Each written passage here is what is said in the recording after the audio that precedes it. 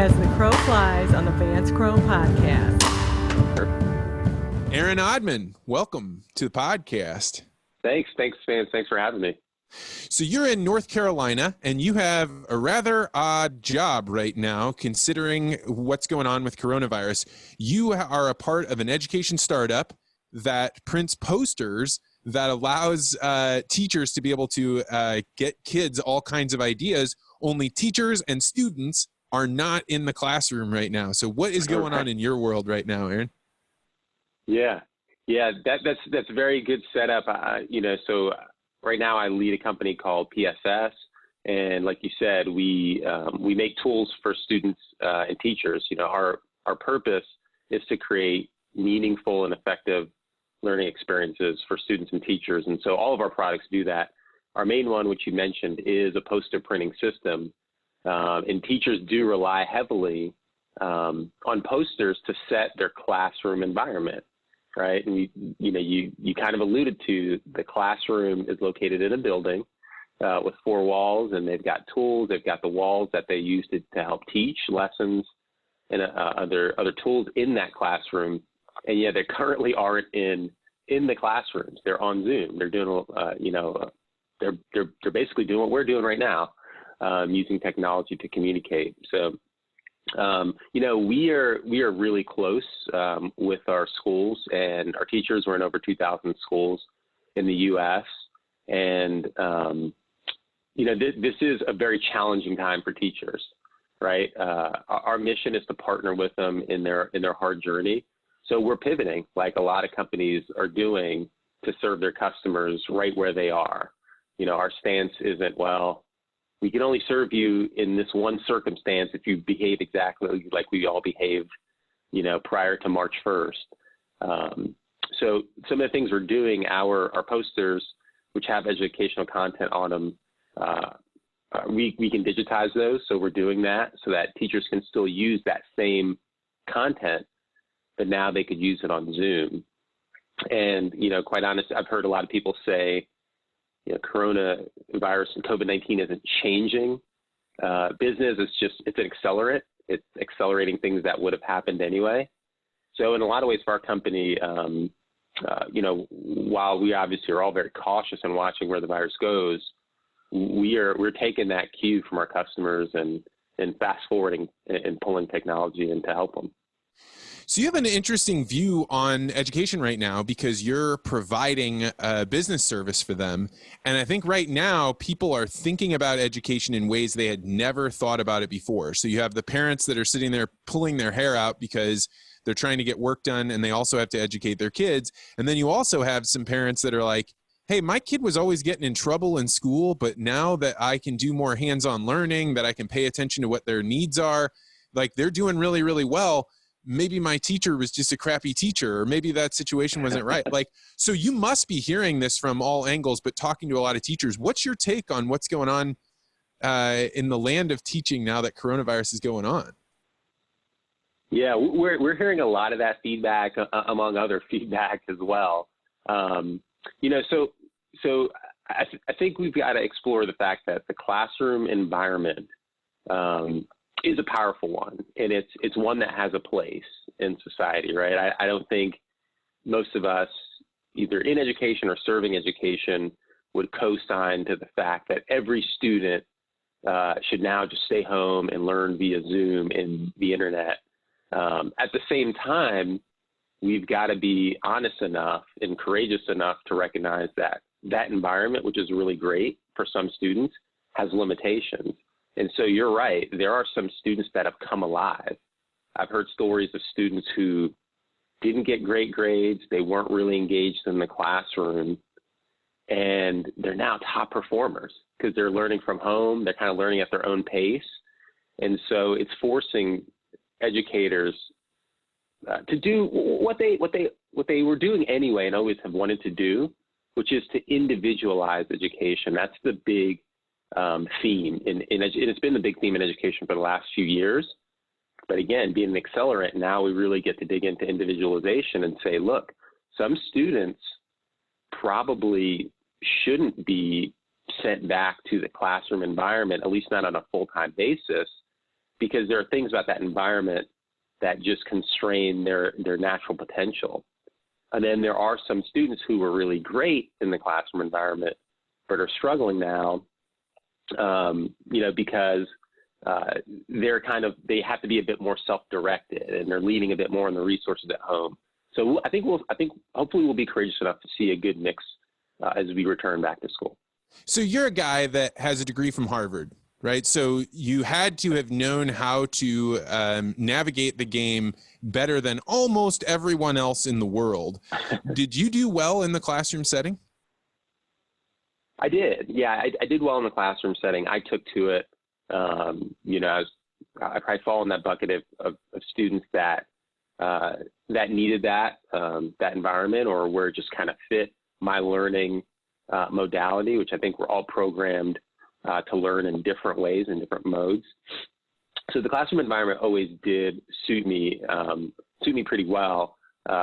What I would say is I had a resource that a lot of kids have, but not enough kids have, and I also had very supportive parents who were engaged in my education. So it was really a 1-2 punch, right? The classroom environment gave a lot of resources, obviously a lot of lessons, but then my parents always set the tone. So even kind of our previous discussion a few minutes ago, where we see some kids thriving in this kind of remote learning environment and some kids not thriving, the third party there, there's a student, there's a teacher, but the third party are those home educators, and they play a huge role, and they played a huge role for me.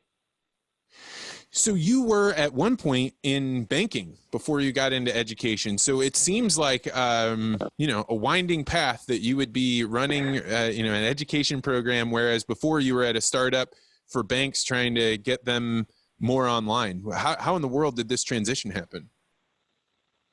It happened pretty naturally. I know those industries seem pretty far apart, but the underlying theme behind those two is that in both what I'm doing currently in education at PSS and what I was doing previously at Encino with banking and financial services, is we were trying to bring tools and technology to the people in the trenches of those industries.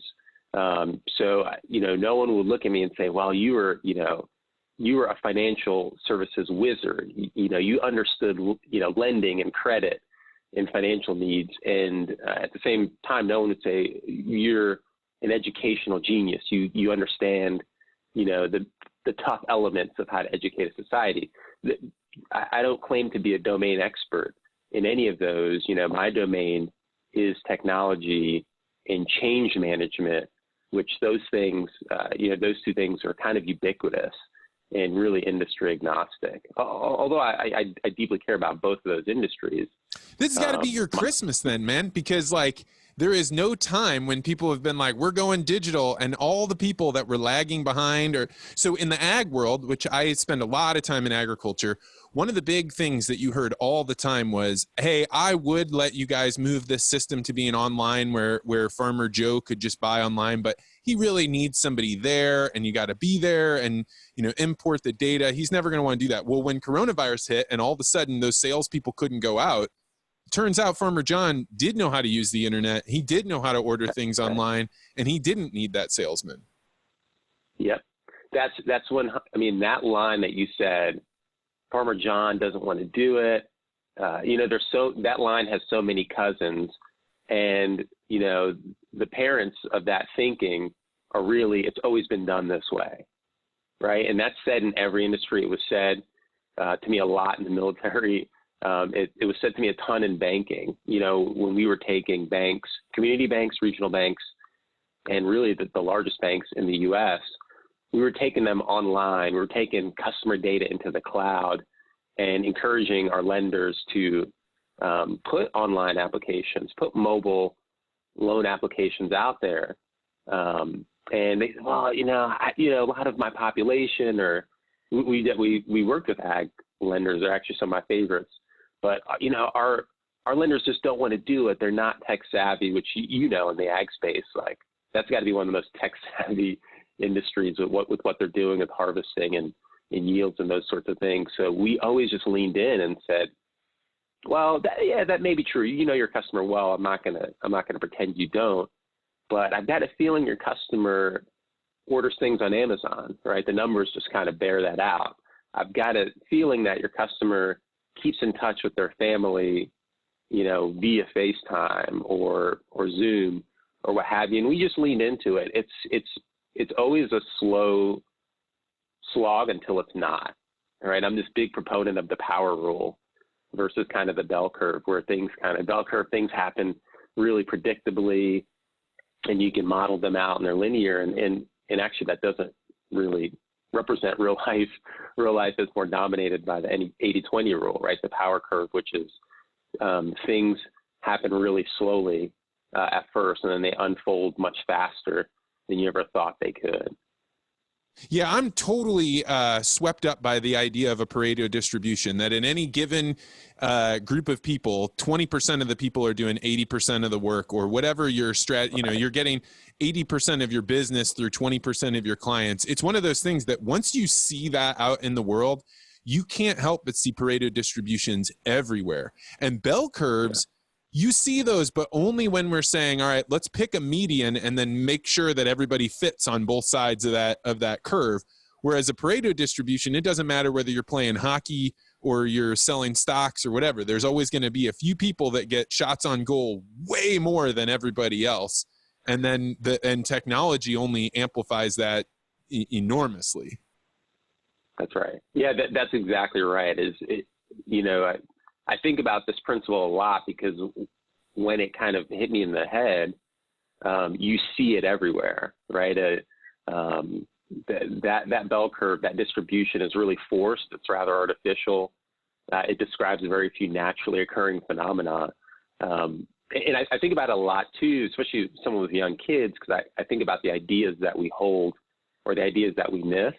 And those are one of the big, powerful ideas that I want to ensure my kids understand, which is, there's a lot of rules in this life that we didn't make or create or can influence, but just take a hold of this phenomena and observe it unfold, and ultimately, use it for good, and don't try to fight it, because it's this tidal wave that just kind of moves the world.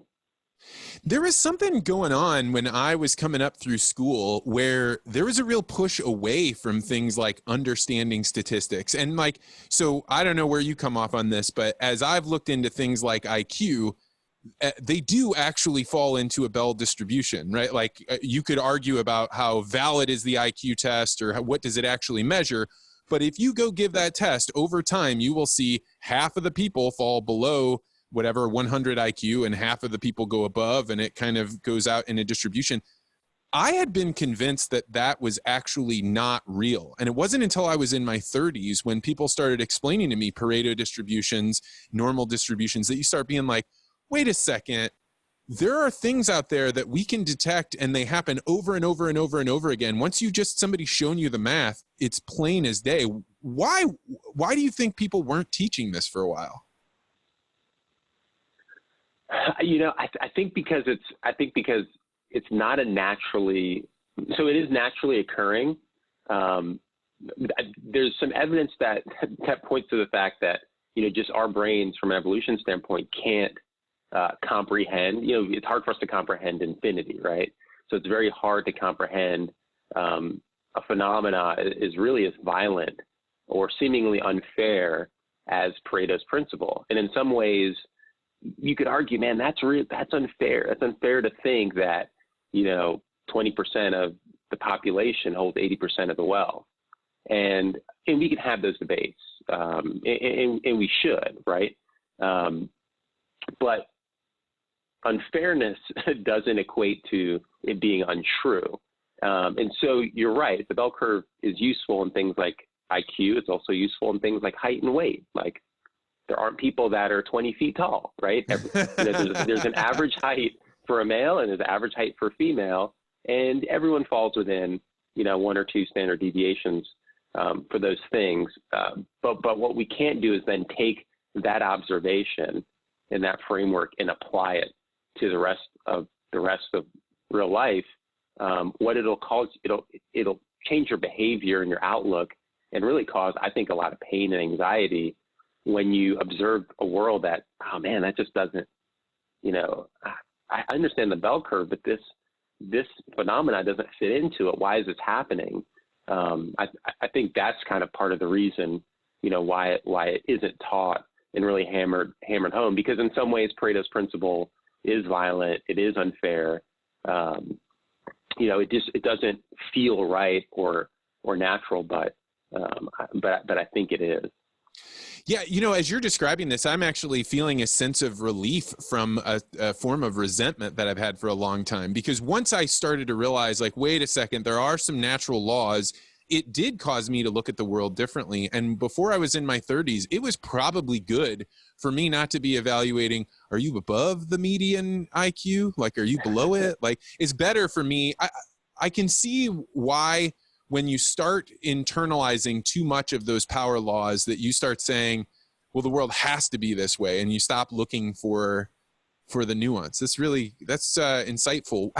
So you mentioned that you were in the military. Man, your path keeps getting weirder and weirder. What point did you go into the military? Why did you decide to do that? Yeah, it was, it started as a childhood dream. I mean, it's kind of a corny story, but my uncles were in the military, and I looked up to them, and they were in the Air Force, and so we were always around Air Force bases and planes and air shows.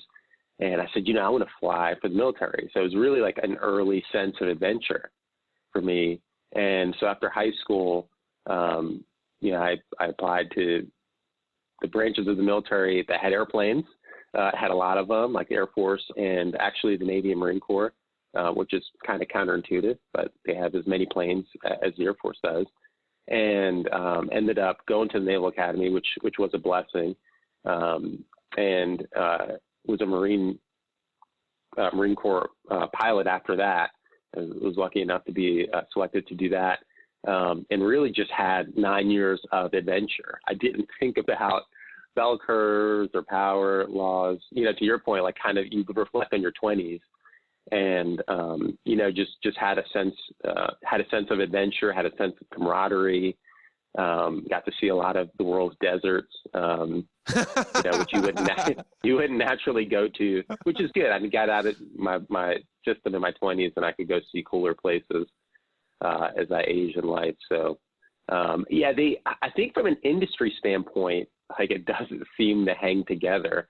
But it doesn't feel unnatural or jarring to me, because there have just kind of been these steady tenets of technology.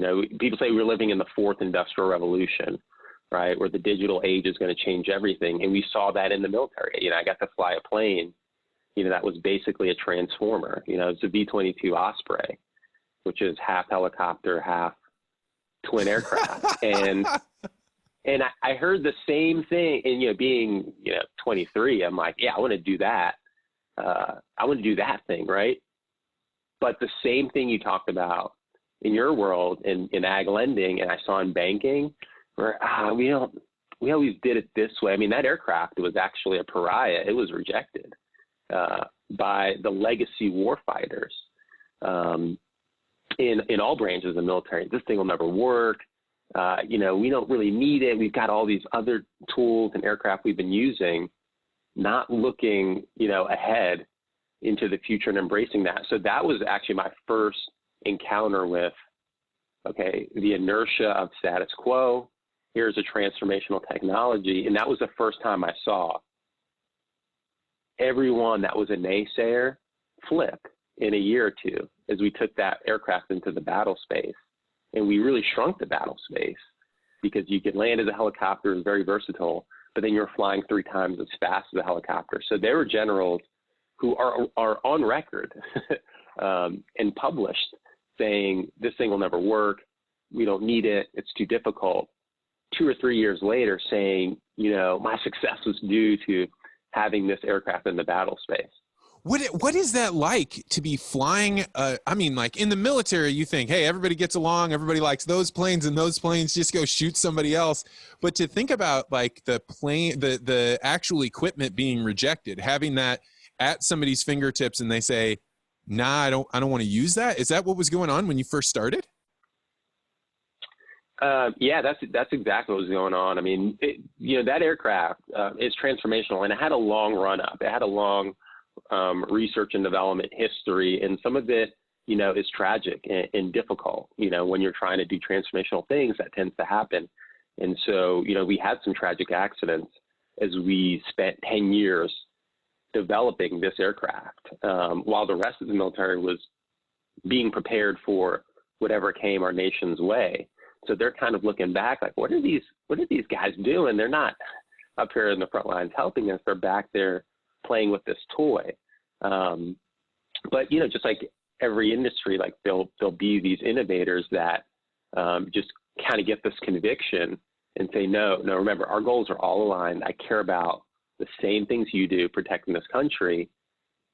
But this is how I express, my love for the country and for our Marine Corps, is by pouring ourselves into this technology, because 5-10 years from now, we're all going to say, oh, we could have, we can't live without it. And history is generally on the innovator side. History always shows those things that were very weird or niche or ahead of its time, until you look back and you say, oh yeah, the cost was worth it. It's ubiquitous. I can't live without it. From the fridge to the car. I mean, these are really novel, fairly boring items that are non-controversial for the most part, that, 110 years ago, Henry Ford and the Model T, were a joke in the business press. But there's a big difference between the Model T and the refrigerator, where it's like, all right, we can measure whether it gets cold or not, or whether it keeps the cars moving at 35 miles an hour. But you're getting into a helijet that has never been proven. And you're like, all right, I'm going to get in here. When you sit down to start playing with this toy before it's an accepted tool, are you realizing, hey, every time I sit down in here, I may not walk out of this plane. I don't know a polite way to ask that. Yeah, you certainly do, right? So, the sense of adventure kind of takes you through it. It's we never looked back at it and said, oh, we're courageous or risk takers. Actually, I think entrepreneurs and innovators tend to be very conscious. They're the most conscious of the risks involved. And yeah, that was certainly way far back in our minds. But again, you're kind of driven by this, by this love, by this passion to improve.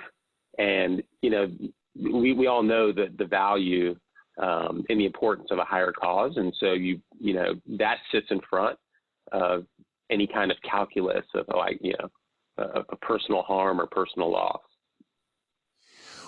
I was a guy, wasn't doing anywhere near what you were doing, but I was on my own adventures running around in the Peace Corps, and I was deckhand on a ship and did some weird things.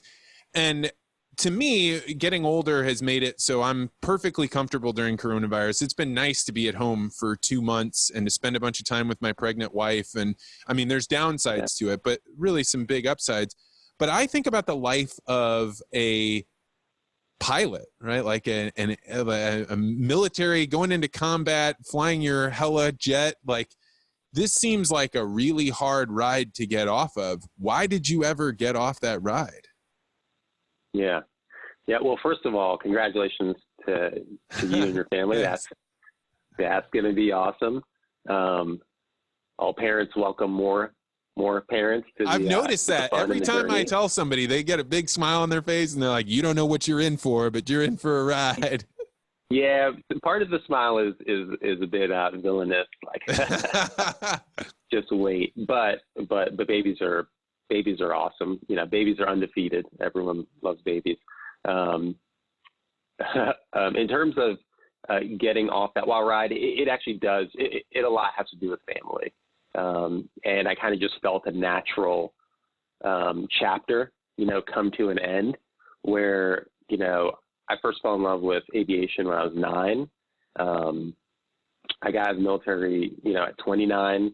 I got to do, what I wanted to do and live my dream for 9 years. And, I met my wife, and, we together kind of shared a vision for what our family, life would be like. And my hat's off, and I've got a ton of respect for, my brothers and sisters in arms who are still in with families and making that work. Quite honestly, that's, I think, harder than going to combat, or harder than, hopping in tanks or planes is, keeping that part of your life is balancing those two. So for me, it just felt like a natural close to that chapter. There's always kind of the tactical things like, in the military, your initial commitment as a pilot is about 9 or 10 years. And if you stay beyond that, you transition into a bit more of management, middle management, on a road to executive management. And, so there's a little less flying there, and it's a commitment that the military asks you to make. And I actually think it's the way it should be, that, just right there around that 9 or 10 mark, if you're going to make a career of it, you kind of double down for another 9 or 10 years. And so, there's a lot of things where the military actually does give you space and say, hey, it's been a wild ride. You've served your time. I had my commanding general, I got to fly with him in the last few months that I was in, and I was nervous to tell him that I was applying to grad school and getting out, because we call the Marine Corps the gun club. Like, it's, you're one of us or you're not. And, someone told him, and he said, hey man, I heard you're applying to grad schools. And I was like, yes, sir. Yep. That's what I hear. And he said, man, we need good Marines in the Marine Corps, and we need good Marines out of the Marine Corps. So anything I could do to help you, write you a letter of recommendation. And that kind of that put me at ease, and was kind of the start of some good closure, where I said, yeah, we do need good veterans out of the service as well. So you're at this weird junction where you are pushing the edges of innovation. You've gone into banking and pushed the edges. You're going into education. But as you look back and you see the innovation going on in the military, you see like the rise of drones and the separation between the person pulling the trigger being hundreds, maybe thousands of miles away. Yeah. What do you think as a person that's been in combat? How should we as regular citizens think about drone combat? Yeah, it's coming. I mean, it's already here, and the military is really leaning into it. It's almost futuristic and Star Wars like. Our fighting forces, our military, we've got some core values that extend all the way back to the ancient Romans and the warriors of history, and those values. Those will be the things that are consistent. So I think, for folks like me too, that aren't in the military anymore and are kind of watching and supporting our military forces, I think we should, make sure that the military sticks to those values that are kind of ubiquitous, that are timeless, even I would say. And the modality, the weapons, the way warfare looks has always been evolving. And so it's going to continue to do so, but our values to be the things that we cling to and will help us orient around this new world. And it'll present new challenges, new opportunities, but that's kind of how I look at it. Are we sticking to those core values? Yeah, I mean, it's like a very weird thing, because on the one hand, who would advocate like, hey, I want to put more people up in the air so that when they're shooting at somebody else, they can be shot at? Like, hey, if we've got an advantage, let's take it. But on the other hand, it's this very surreal, like almost like playing a video game, and the amount of force you can exert on somebody far, far away with virtually no consequences coming back at you, at least in the short term. It's a bizarre thing for regular civilians to take in. Yeah. Yeah. I mean, I kind of think of it like, the term moral hazard was thrown around, in 2008, 2009 with the financial crisis, right? It's that skin in the game conversation, right? If you can make loans or do financial products and have no repercussions, that'll tend to shape your behavior, and you'll behave differently, and sometimes in adverse ways. And so I think that's what you're hitting on, which is, if you have to be on the battlefield and be up close to an adversary, you're going to have you have the elements of fear and courage, but you also have respect for that other human life as much as your own, and the people that you're fighting with, and that'll drive your behavior. So that's really what I was alluding to at the values. So because we have drones, and maybe our citizens, our fighting force is still here in the U.S., how does that drive public policy and public sentiment? Does that mean that the executive branch and the Congress are going to be more willing to go into and use force in times when they probably wouldn't, because those are their constituents that you have to physically ship to a battle space? Those are the kind of things that would worry me if they start to develop. And that's why I say we still have to cling to those core values of when to use force, how to use force, how to rebuild, how to really win the peace, those sorts of things. But we're going to have to answer all of those, right? New technology forces us to answer all of those moral questions. Yeah, I mean, I think that precisely what we're going through right now with coronavirus is going to force us to address, like, how do we want kids to be spending their time during the day? In the past, it was just automatic. It was, well, you go to school at 8 o'clock and you have snack time at 10 and lunch and then recess. That's all out the window. And now we get to decide which way do we want to do it. As you look at your kids and their future, what do you hope gets added into the educational experience that maybe wasn't easy to do before coronavirus?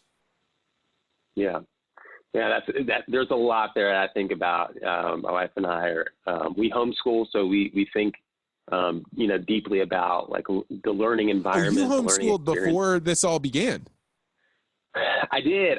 Yeah. So, like, when everyone was joining us in homeschooling, we were like, welcome aboard. It's a blast. And in homeschooling, we talk about homeschool versus schooling outside the home and in public schools, and I actually believe in both. I think there's a role and a place for both. Oftentimes, these ideas are pitted against each other in this zero-sum conversation, which I don't believe in. So there's a role for both, and actually, I think our kids will end up doing both. I think they'll be homeschooled for part of their schooling, and they'll be in a school outside the home for part of their education. But I bring up our kind of viewpoints about homeschooling, because it kind of it arms and it supplies the answer to the question you asked, which is kind of what do I wish would get added. Well, there's a lot of elements of homeschooling that I hope do get added to the out of homeschooling, public and private schools, where we kind of step back and be a bit more observant and come to a few realizations. Is one, that young kids are learning machines, right? We know the neuroscience shows it, social observation shows it. They were born to observe their environments, to learn. They naturally conduct tests, although we may never call them, tests, but they conduct experiments and get to answers very rapidly. And they do so in individual ways. So if we step back and learn and look at children as learning machines, we'll see, I think we'll restructure our schedule, right? And so homeschooling, I think a lot of parents do it because it provides flexibility. It's because it's not at scale, it's not as rigid as the public school day has to be. You said it yourself, you go at 8, the buses roll in, you go, to your first you want to do something at scale, you got to standardize. And if you don't standardize, the only way around that is technology in some way. Well, I think you just hit the nail on the head. Is we got to do it at scale. We must, because we've got to, have a learned society. We have to educate all our kids, but we also have to, and education is coming around to this. We have to recognize individual, different learning styles and habits and paces of different kids, and kind of respect their own natural ability to learn, and somehow find a way to do that at scale. And I think you're exactly right. I think technology is a part of it. It'll be uncomfortable. It'll force us to re-educate teachers. It'll change the way we run our teaching colleges for sure. But I have no doubt that we can get there. Yeah, you were right about coronavirus just making things happen faster, because what it does is it says, hey, the complaints that you were using or the reasons that you were using, now we've got other problems that are bigger than those resistances. And so you imagine like we can't do lessons online because not everybody has access to Wi-Fi. Well, when all of a sudden no one can go to school, now the people that don't have access to Wi-Fi or don't have a way to get on the internet, we start trying to solve that problem. And it's really just the 20% maybe that don't have it, and then they can come on to the larger system. But the teaching system in the United States seems deeply entrenched in the way that they were doing it because it's been around for so long, right? It's probably the institution that's been around. The only one longer is probably the military. So making changes within the education industry is, I think, very, very difficult. Yeah. Maybe that'll be the theme to my career, is going into deeply entrenched industries and challenging some of these norms or the way things. Maybe I should next industry I go into, I should do like an entrenchment measure and maybe go into a newer industry. But that really is the common theme. You know, you're exactly right. Education is deeply entrenched in a way that, I kind of always thought, but I'm only realizing until you're up close. And you're just like, guys, we've got to come together and stress test all of these ideas that we hold to be so sacred, because the mission, we're all aligned on the mission. There's no political party or faction that says, no one needs education. We don't need to learn basic skills. Leave those guys behind. Don't worry about them. Let's just pass on them. No, that's you find the points of agreement, and then you build from there, knowing that, every idea or tenet that we have held should be stress tests, and some of them, may in fact go away. But what you said about solving for, the internet. So on the flip side, let's go back to the Osprey. A lot of us always thought, think of a world in which we didn't develop this technology, and perhaps our enemy did. Or even maybe no one did develop this, this hybrid aircraft, but then we would be sitting around a campfire dreaming like, man, what if we had this, kind of helicopter thing that could land here, but then fly faster, right? We would actually, the thing we did with that helicopter is we actually saved more people than we sought to try to kill or harm. Because what happens with battlefield injuries is you got this thing called the magic hour. It's the golden hour. It's the same thing as if you get in a car accident. It's why we place hospitals where we place them, and we have life flight and ambulances. Because if you get in a traumatic accident, and you have a traumatic injury, here's Pareto's principle again. It doesn't unfold slowly. We've got a very limited amount of time to get you first aid care, and so that's what we use the Osprey for, is to say we can now get you to a trauma center much further away, much faster. And so as I pull it forward to education, look now that we're doing remote learning, or we're forced to do remote learning, not that we chose to, look at the problems we've unsurfaced. We've unsurfaced the problems that there's a lot of kids that don't have access to broadband internet. So that's the equivalent of basically saying, you can't come to school. All the rest of you can. We're not even sending the school bus to your neighborhood. And so we're going to go and fix that broadband problem, and we will. We've got the infrastructure and the resources to do it. But it just makes you sit back and think, well, why do we even let that circumstance unfold in the first place? It was probably someone that said, we don't need broadband anywhere. They've gotten along fine without it. These are the negative second and third order effects of when you don't take care of those kind of issues that are coming down the road. Yeah, education is such a difficult one, because you think about one of the big complaints that people have. If you have a student that is excelling, but they're maybe not at the top end, they're doing better than most. They're maybe at the beginning of that 20%, and they look around and say, well, we're making all of these accommodations to bring along the slower people, but what's happening to my kid that's slightly above average? He actually, or she, gets nothing. And so you've got all of these weights pushing against the volume of people on one side of the distribution where they don't have access, and then you've got people that are getting great advantage and they're getting propelled forward, and then you've got this big swath in the middle that, like, maybe they aren't getting anything extra, maybe they are being held back, I don't know. But when you're in the education space, it appears to me that you have all of the forces of that distribution pulling on one another. Yeah, absolutely. Well, first, it's already going to be an emotionally charged debate because there's kids involved, right? And everyone wants the best for their kids, right? As we should. And as a society, I think we've got to get to the point where we want the best for all kids, right? Like, I don't. Not only am I responsible for the education of my kids, but I'm responsible for the education of your kid once it's born, and my neighbor's kid.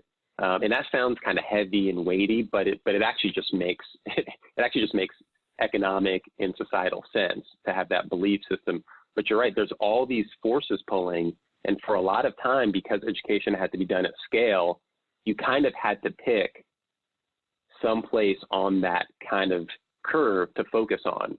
Do we focus on the advanced students that are running really fast? Well, most people say, well, we can't do that because then there's 80% of people. Okay, do we focus on the middle because that's where the most, you kind of get into this utilitarian philosophy. Let's do the most good for the most people. And that's kind of where education has been, is kind of that middle, that median, plus or minus the standard deviation. And then, of course, you have, the kids that seemingly are underperforming. So most of education is pointed at the middle, that middle part of the curve. And then you get the advent of like AP courses or gifted programs, because we got to do something with these kids. They're getting bored. Actually, they'll just cause more problems if we don't do something with them. And then, of course, you do have programs for the kids. Probably not enough programs, some may argue, for the kids that aren't they're underperforming seemingly. So that is kind of the fundamental problem, I think, with the way it's structured now. Education is, again, I'm very hopeful because it's slowly inching towards this phrase you'll keep hearing, which is individualized education or personalized. They're kind of interchangeable phrases. And a lot of states, their boards of education are getting on board with that to say, well, let's try to look at this a different way. Let's look at the kids that are underperforming. What we're finding is if you can design a curriculum meant for them, their learning styles, their current abilities, you actually will get a better outcome.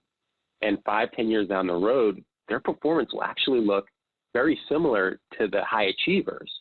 They just needed a program that was tailored to them, again, because we know more about neuroscience, and we know that kids are just naturally learning machines. So that's where it's going. My hope is that COVID kind of speeds that up. I think it will. We're seeing individualization everywhere else. We're seeing it with Netflix, with Amazon. All of our services, particularly in consumerism and entertainment, are already getting there, mostly because of AI. And so we just have to pull that into the classroom and into education.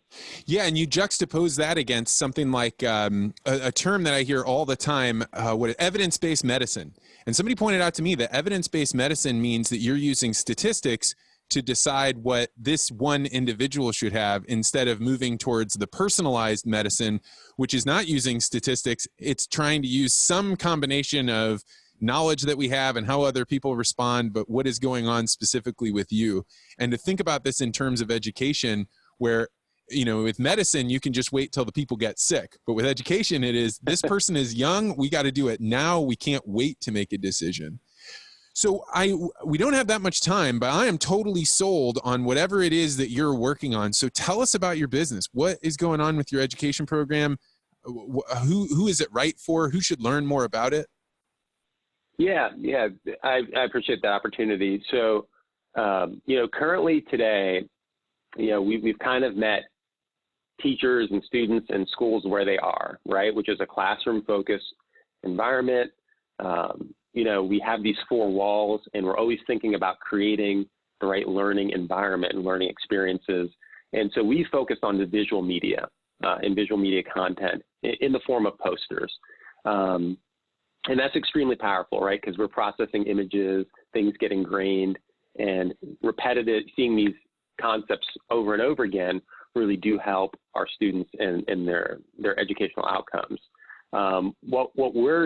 What we're doing now is saying, okay, we've really got this niche and a specialty with visual content. We're very close to teachers. We know the curriculum. How can we take other content and other visual media that we see that our students and our kids really like outside of the school, right? They're on Instagram, they're on Snapchat and TikTok and other things, slowly becoming too old to even get on. But how do we take those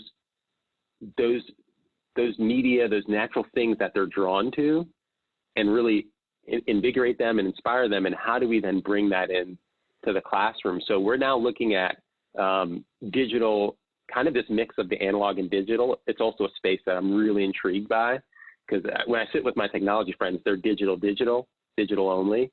But well, guys, we're atoms. We live in a carbon-based, world. Let's do atoms and electrons. And so we're going to continue to do posters, but what does it look like if a student can hold their smartphone over the poster, and that poster is then animated, like augmented reality, and concepts literally start to move and come to life?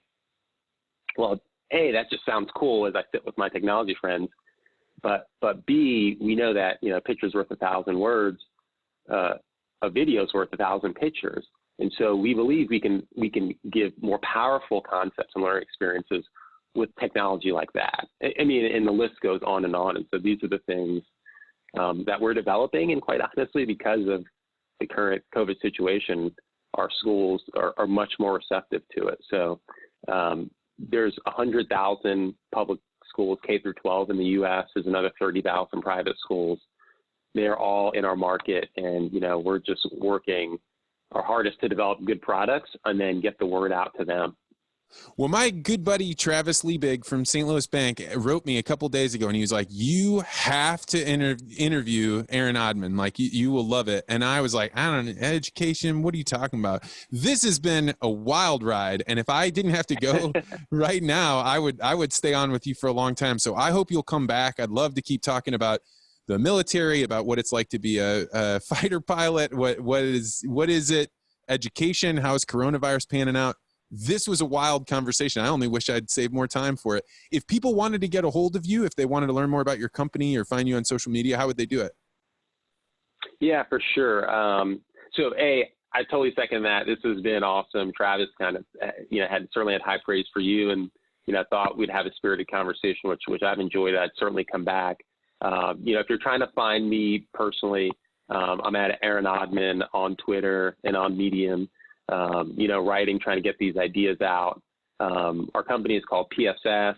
Our full name is Presentation Systems South. So if you Google that, you'd find our website, or you can just go to pss.co and you'll find us and reach out to us. We love to hear ideas, and, we live to serve educators.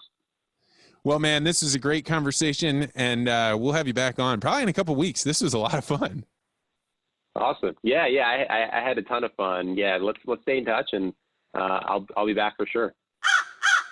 Well, thanks for sticking around all the way to the end of the podcast. This has been a wild adventure, and the last couple of weeks, I've had a chance to focus just on coronavirus. Now I'm going to slow it down just a little bit, and I'm going to have less frequent interviews, but I want to go a deeper dive into them. So the audience that has come as a result of the coronavirus podcast has been amazing. The downloads have soared. The YouTube videos have launched into the stratosphere. So I'm very excited about this. If you want to help the podcast out, in the next couple of weeks, I'm going to be rolling out some new programs, so be on the lookout for it. But in the meantime, in the next 2 weeks, if you really love this program, do me a favor, send an episode to one of your friends, ask them to subscribe, let them know that this is where you're getting all kinds of great content and new ideas. help the podcast grow. And in the next couple of weeks, I'll start revealing some new projects we're working on with this whole thing. So exciting times. Thank you so much. And we'll be back again soon with another interview.